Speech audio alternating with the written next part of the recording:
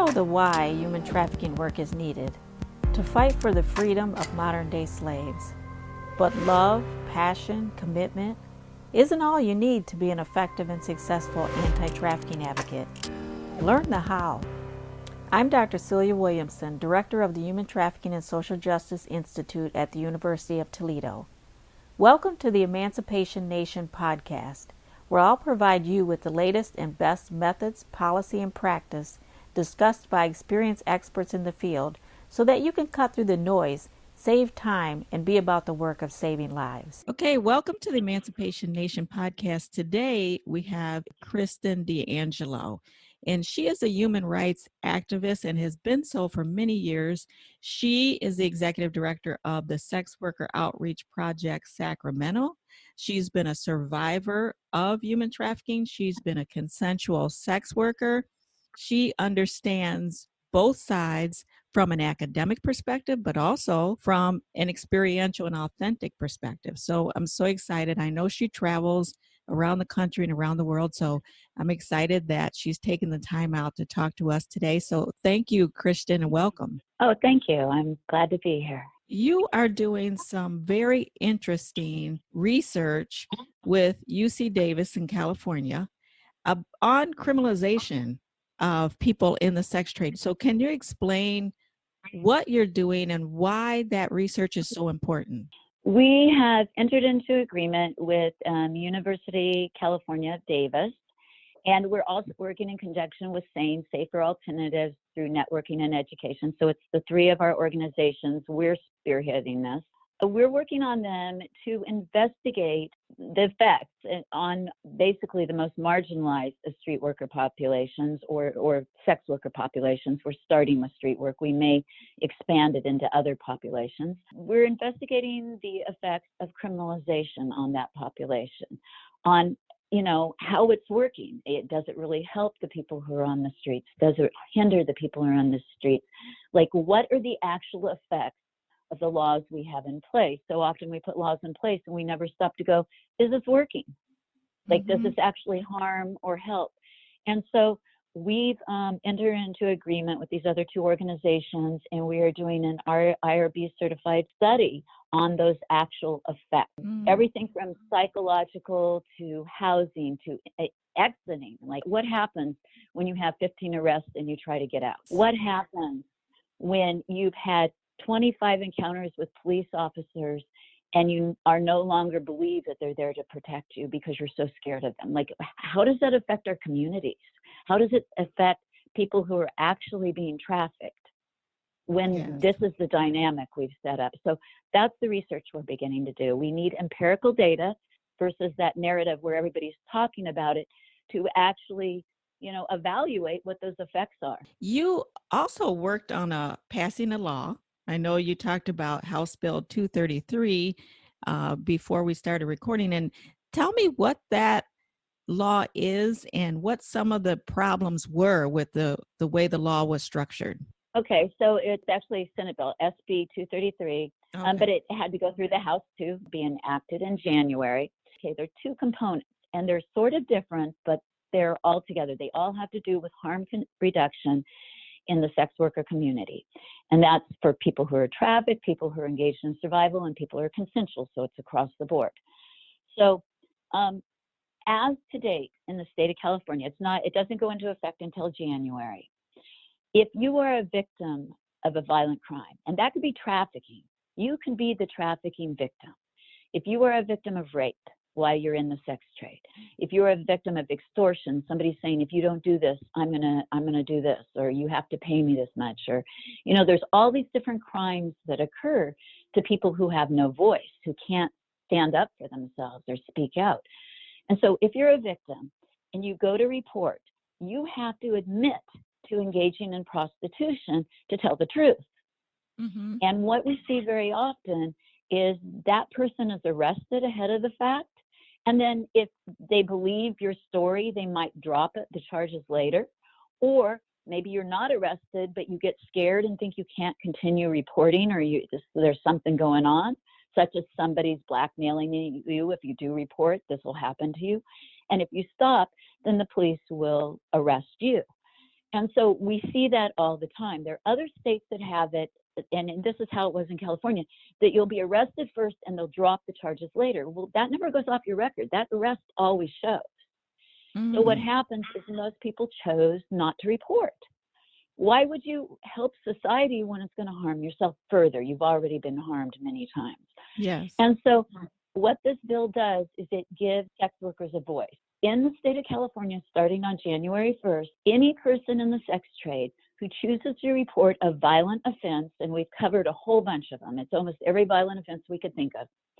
And they're felonies, not a misdemeanor, but felonies. Mm-hmm. If you choose to report, you have total immunity from prosecution against sex work and misdemeanor drug offenses. And we say that because very often, for instance, when I was being trafficked, I didn't even know what I was doing back then because there wasn't education like there is now. My trafficker, he'd say, snort this. I didn't know what it was. And you don't argue, you just do it. Mm-hmm. Well, he would make sure that I had drugs in my system, because if I have drugs in my system, nobody's going to listen to me. I'm just a drug addict. I'm more scared of law than getting help, because they're going to look at me like I've done something wrong. This law gives immunity against prosecution for misdemeanor sex work offenses and misdemeanor drug charges when you go to report, which we believe that will allow the workers to have a voice, and we can thus go further to stop trafficking and stop rapists and stop people who are robbing the girls. And so that's the first part of the bill. The second part of the bill goes beyond that. And people don't think about this, but in most states, they have a different term. Not in most states, some they have different terms. Here they have what they call loitering with intent to commit prostitution. Or even if you're working and you get arrested, the police use condoms as evidence against you. So condoms in the state of California up until January 1st have always been considered an act of furtherance. So it's like if you're a burglar, or they suspect you're a burglar and they find tools in your trunk, they use those tools to prosecute you. Mm-hmm. So I'm going to say this, in almost every state in the union right now, condoms are used to prosecute. Mm-hmm. And that doesn't make sense, because we have people who are our most marginalized workers, people who have no other choice but to work, or they will starve, or their kids will starve, or they're being trafficked and they're no longer carrying condoms because they're so scared they're going to go to jail. So it seems like the laws that we have developed are not always helpful. So if we're forcing sort of an outcome of this, an unintended outcome, is people don't want to carry condoms, which puts them at risk for HIV, for other sexually transmitted infections.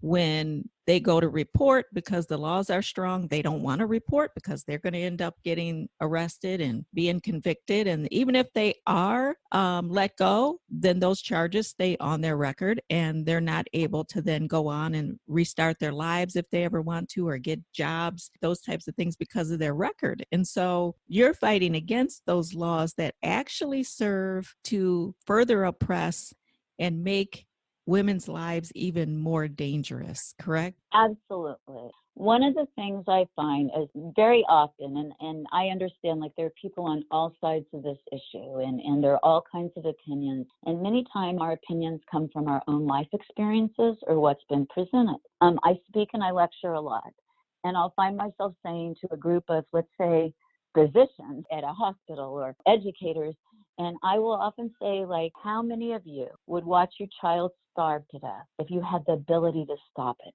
Mm-hmm. And not one of them raises their hand. And what that tells me is they haven't been put in a position yet where they would have to engage in sex work. Mm-hmm. Many of us have privilege. We can't imagine that. But the people that SWOP Sacramento deals with very often are in that exact situation. They're houseless. They have no family. They have no other resources, and they're engaged in survival. So our thought is, being realistic, this is their life. This is what is happening right now. Let's get rid of the shoulds. They should or they shouldn't. This is reality. And if this is reality, how can we keep them the safest that we can so they can live long enough for their lives to get better? That's what these laws are intended to do. These laws are intended to protect our most vulnerable.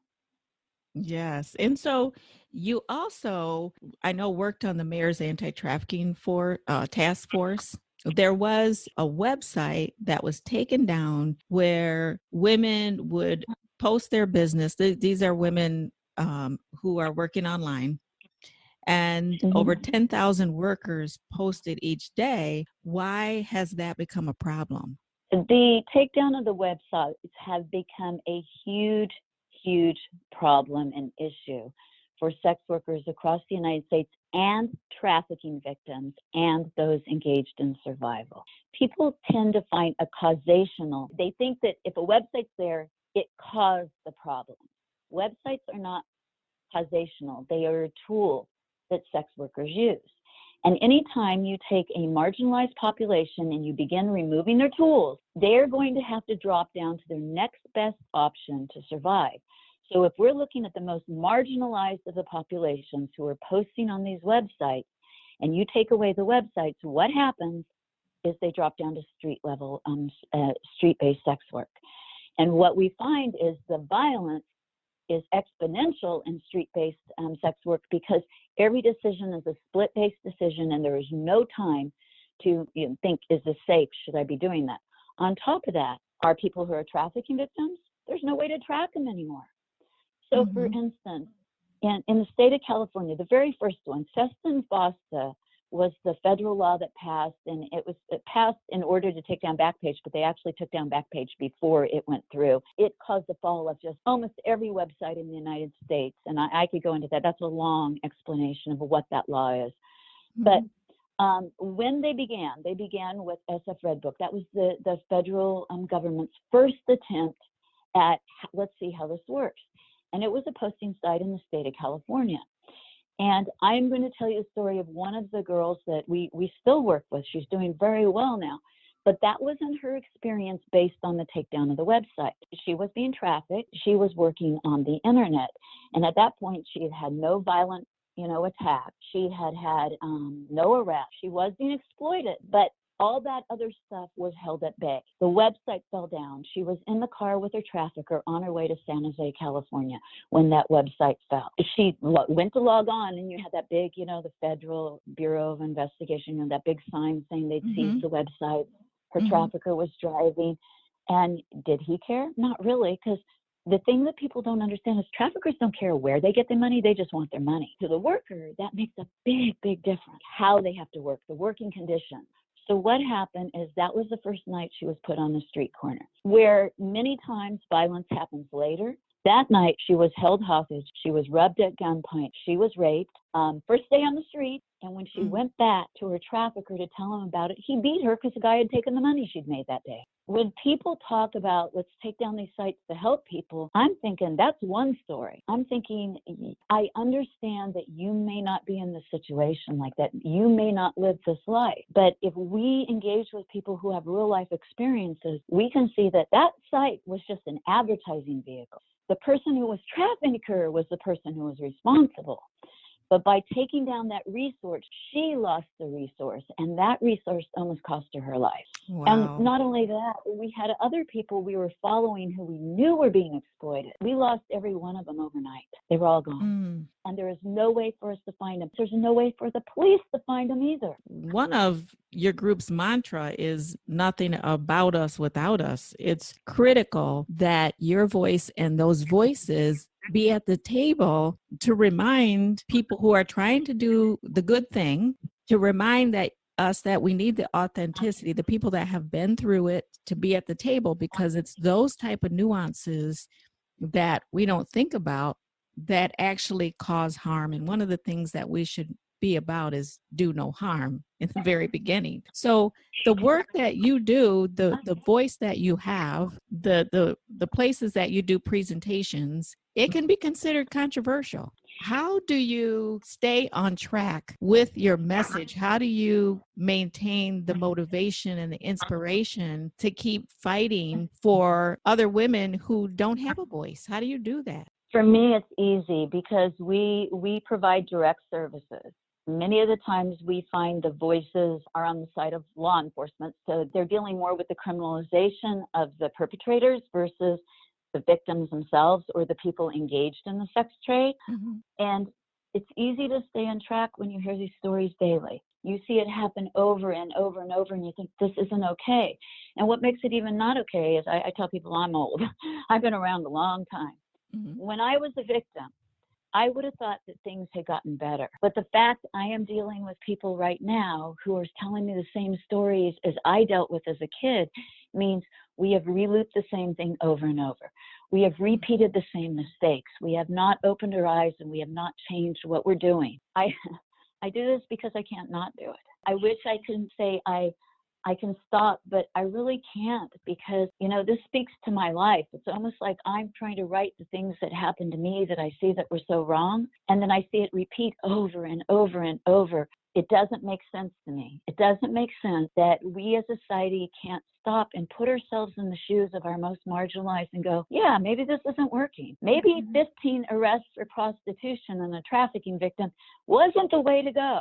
So, Kristen, what are the two most valuable lessons, or one or two valuable lessons that you think that advocates should know and should consider and be thinking about as they do their work? Number one, allow the person you're with actual self-autonomy and listen to their voice, because they might be coming at it from a different point. As they become educators, or as they become intellectuals, they begin to have philosophical arguments that aren't really based in real life experience. They begin to separate from those people. And one of the things that keeps me grounded, and I've learned that needs to happen, is you cannot separate. You have to be on the ground with them. You have to be in their life. You have to understand what's going on to advocate for them. Mm-hmm. Number two is that all people deserve respect and compassion. And I say that so much, and people think, well, yes, I believe that, but we need to pass these laws to protect them, and we need to do this, and we need to do that. And the but is what matters. It's everything after the but. They go right over. All people deserve respect and compassion. And if the only thing you have is your body to work with, if you have no other means of survival, we have to allow them to survive. One of the things that I just did is I just got back from Calcutta. And I spent some time in the Sonagachi brothels with Dr. S. Jana, who's a leading researcher in AIDS and HIV, and spearheaded the decriminalization of the workers and the clients in Calcutta. And I watched and I saw empirical data on what they did. I went through their healthcare system. I went through the cooperative. They have a bank for sex workers. I went through their whole system. Sonagachi brothels is the largest brothel system in the world, 11,000 workers, all in a small area, centered by their clinic. What they have done there has been amazing. When they started there in the 1990s, only 2% of the workers carried condoms. Today, 98% of them use safe sex. 2% to 98% through decriminalization. The other thing they did, which is huge, in carrying condoms, that city, we're talking Calcutta, India, their HIV and AIDS transmission rates in the brothels has dropped 6 to 7% in the last 5 years alone through this. Wow, that's amazing. Okay.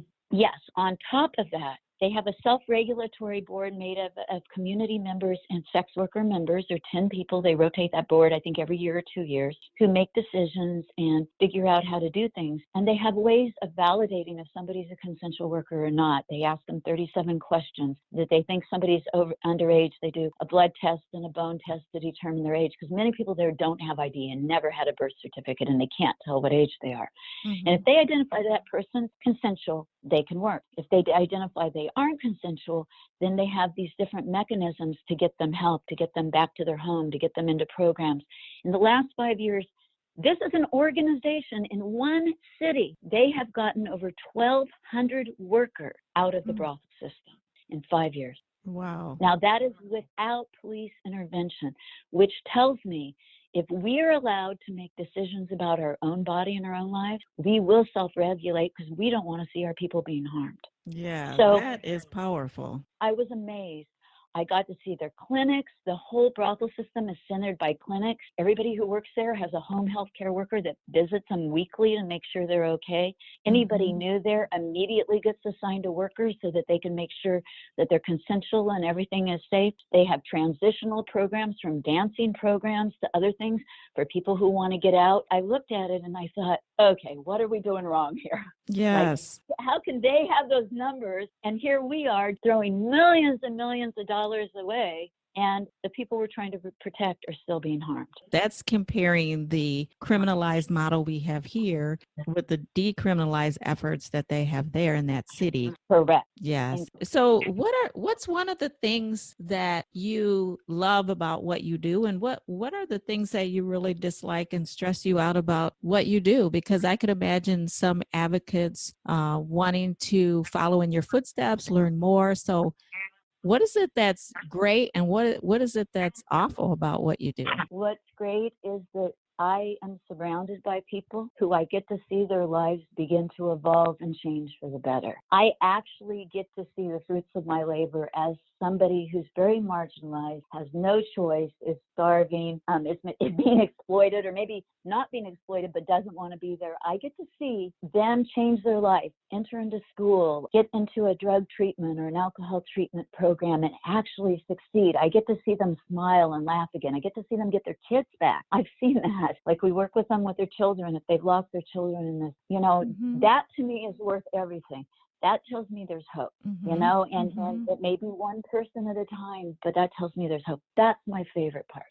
The hard part is you get beaten up a lot. The numbers are astounding as far as there's always a flow of people who are marginalized and need help. The houselessness population in California has skyrocketed in the last few years, and as it's skyrocketed, so has our street-based sex workers. As our websites have come down, so have our street-based sex workers. So that is at the same time very hard. You have to constantly do self-care because you are dealing with a lot of trauma, which gives you that secondary trauma, and you have to take care of yourself and recenter. And there's a huge burnout rate with people who do what I do if you don't take care of yourself. So just as much as they deserve care, if you're an activist and you work in this area, you deserve care too. You have to take care of yourself or you won't be there to help somebody else. And so how do you engage in self-care? I have a few things I do. So for instance, I told you I was just in India. The first part of my trip to India is I went to Rishikesh and I spent time in a yoga ashram. January, I did the same thing. I met with a group in Vietnam and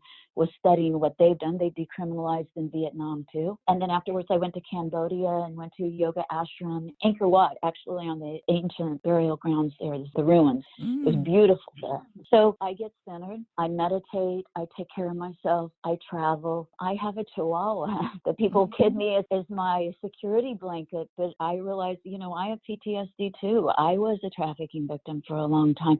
And beyond that, even when I wasn't, I was engaged in survival and dealt with all those things that harm you out there that are supposed to help you that really don't. Like some things do, but some things don't. I have things I do to take care of myself. Like the yoga has been very centering and peaceful and actually allows me to find space to heal myself and take care of myself. Traveling, learning about other ways of life and seeing hope when I see what other countries have done that have been so advantageous for their workers and have really made changes. And my baby, my amazing May, people, like I said, tease me that she's an extension of my body because she gives me great comfort.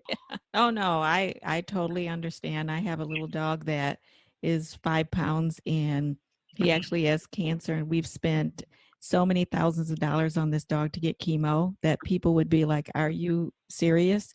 But we're totally serious. So yeah, I get it. So if people wanted to get in touch with you, do you do presentations? What's a way to connect with you? Okay, I would tell people there are a couple of ways to connect with me. You can email me at sacramentoswap@yahoo.com. My name, Kristen DiAngelo @yahoo.com. KristenDiangelo @yahoo.com. And I do presentations all over, right? And if people want to join SWOP, how do they do that? Email me and we'll get you looped in on the emails and the events we're doing. December 17th in Sacramento, we've got a vigil and we do a thing called Bundles Today for a Better Tomorrow, where a bunch of different organizations pull together and we provide survival kits that are huge. And also, we are beginning to do this research. And when we do that, they wouldn't be somebody doing the research. We need people to sort of staff those events. We're a very active chapter of SWOP. And I think that's because we have so much going on here in the Sacramento Valley. We need to be. And if people wanted to donate money, hats, gloves, do they email you? Yes, and that those supplies are desperately needed.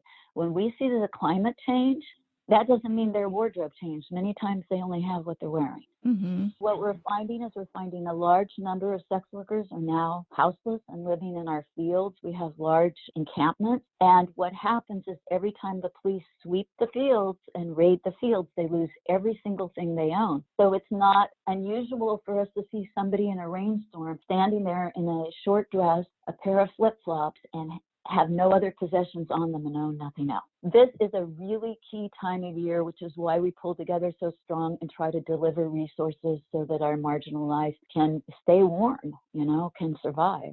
Yes. Well, thank you so much, Kristen, for all that you do, from fighting for the human rights of people that are the most marginalized and vulnerable in society, to getting into the street and locating women and helping them to survive. The work you do is so important and critical, and I hope you will take care of yourself or continue to take care of yourself so that you continue to do this amazing work. So thank you again for your time. I appreciate you so much. Well, thank you for having me.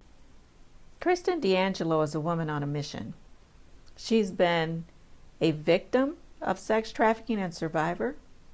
She's been a consensual sex worker and now a scholar.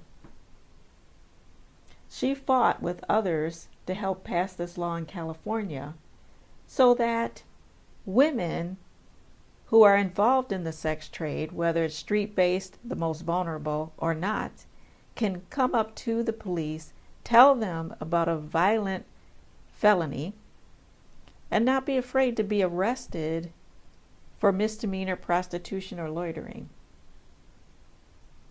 And I know the sex worker rights perspective has been controversial to abolitionists and other advocates.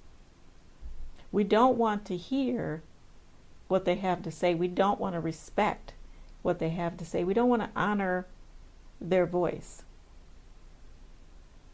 But just like freedom, truth is expensive. Freedom isn't free. Truth isn't free.